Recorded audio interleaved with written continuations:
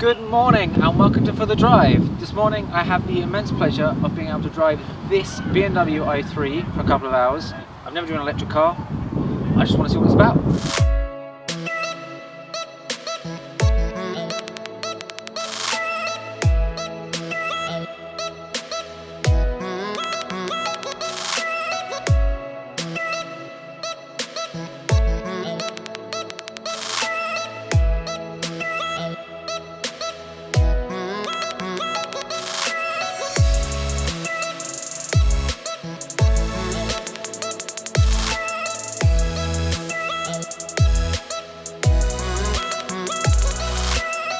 So a massive thank you to our good friend Pascal for lending us this lovely i3 for a couple of hours.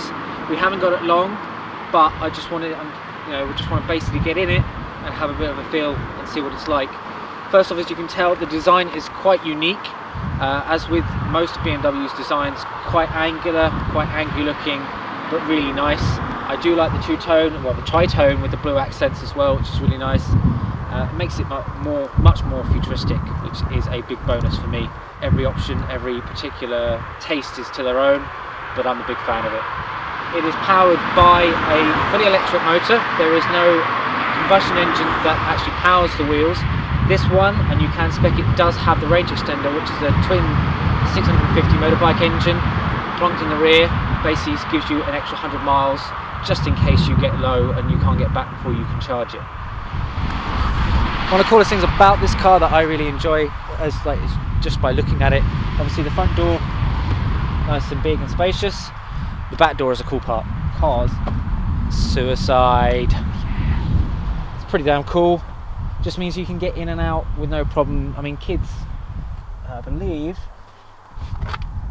you can put the front seat down as standard with most cars now. I mean, if you had a child, I would be much more like, okay, fine, just climb in. Apparently, the owner of this car, Pascal, said that the car park situation with the rear door sometimes is quite a bit of a shuffle round. But if you've got enough space and you want to get adults in the back, the suicide doors is a lifesaver. So I think it's great. Obviously, nice sounding click, as you'd expect from a BMW. And here is the boot. I mean, considering that the motor, transmission and the two-cylinder petrol engine for the range extender is underneath this, is actually pretty good for boot space. I mean, I could definitely climb in that. I think I'm going to. Yeah, I mean, if you need to, you can transport a body, okay? I think that's an important test that everyone should know. Nice sound as well. Good job. So let's have a look on the inside. As that is the key, very thin, very easy to lose. I haven't yet, but the day is young.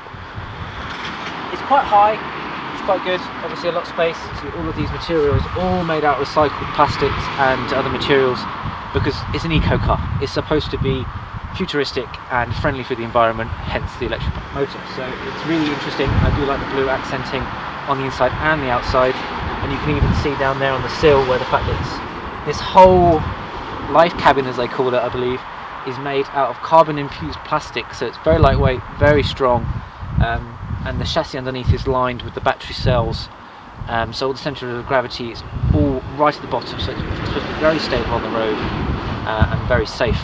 Once again, eco. And I apologise if you can't see it all. Hopefully when I'm driving you might be able to see a bit better, but I mean, you've got, if I press the brake, there we go, all lights up, comes to life. So you've got your screen with your system, you've got your remote control down here, so you can play about with zooming in on here, and then you've got your media, things like that, telephone, navigation, radio. Obviously I've got it off at the moment. There's your climate control, and of course with electric, if you have this on, it does lessen your battery life. Obviously if you need to have it on, you should have it on, but just be aware of things like that. This one does come with a range extender, so it's probably a little bit less problematic, but it's quite, you just need to be careful of that. For an everyday city car, this is probably the one that I would go for. It is quite expensive. Starts at £32,000, going up to, I spec one this morning at 40, with that's 90% of the options that you can pick. It went up to about £40,000, which is a lot of money for a small car with a standard 100 and with the range extender 200 miles before you need to recharge the battery from empty. You can lease them. Obviously, speak to your dealer about that if you are interested in going that route, but just be aware that it's not cheap. I mean, it's a good quality car. I'd imagine we will find out in a minute what it's like to drive. So I think now it's time to get in this baby and give it a whirl. Start.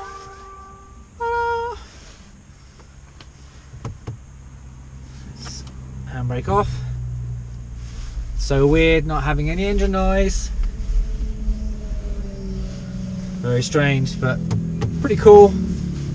Once you get used to it, it's fine.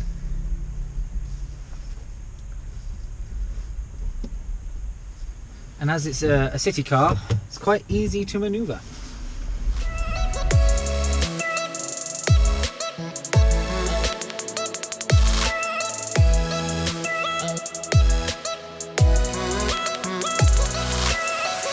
It's got a system inside it, so basically when you brake or when you let go of the accelerator, it charges by gently braking you. So if you're not pushing the accelerator, you're braking, essentially.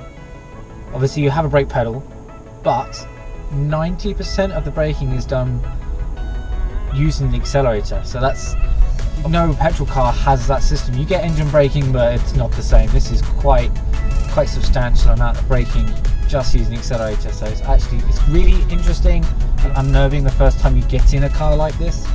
But once you get used to it, it's really quite nice because you barely need to touch brakes and you're charging the car. So you can increase mileage just by not accelerating all the time.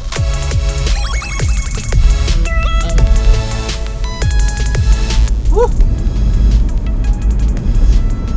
It's pretty good. The acceleration's nice. Being linear, no gears, it's just electric motor. That's really good, really responsive.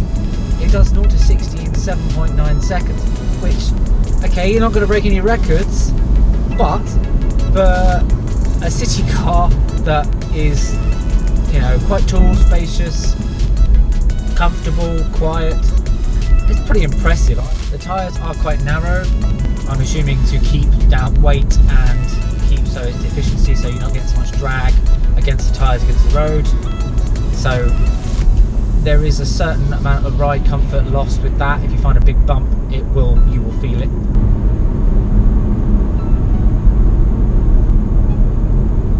Their technology of batteries is getting quite good now. They offer an 8-year or 100,000 kilometre warranty on their battery system, which is a hell of a guarantee to offer every owner. The thing that I spoke to when I picked up this car was obviously, as I mentioned, the price is fairly high. I think, at least from at a glance, the best ideal for it is actually to lease, because in a couple of years' time, when the battery technology inevitably moves forward again, you'll be able to trade this, like you just give it back and get a newer version with even more technology built into it and even more guaranteed safety. No car is perfect. I wish the sat-nav screen was a little bigger. The boot could be a little larger, but it's still perfectly adequate. I do like the looks, but that's, as always, down to personal preference. It's well equipped for what it is. You can always want more. No matter what price you pay, you could always want another optional extra that they just don't offer, or you feel like you shouldn't have to pay for that thing. It should be standard. We all have that issue, I'm sure. But all in all, for a small car and fully electric, nothing else, as a new innovative direction for motoring, this is fantastic. It really is fantastic.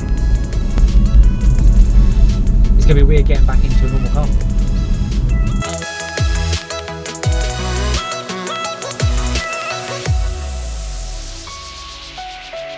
Thank you very much for watching. hope you give a thumbs up, and hopefully I might have helped clear up any issues that you may have had if you were unsure about it. I'll see you guys later.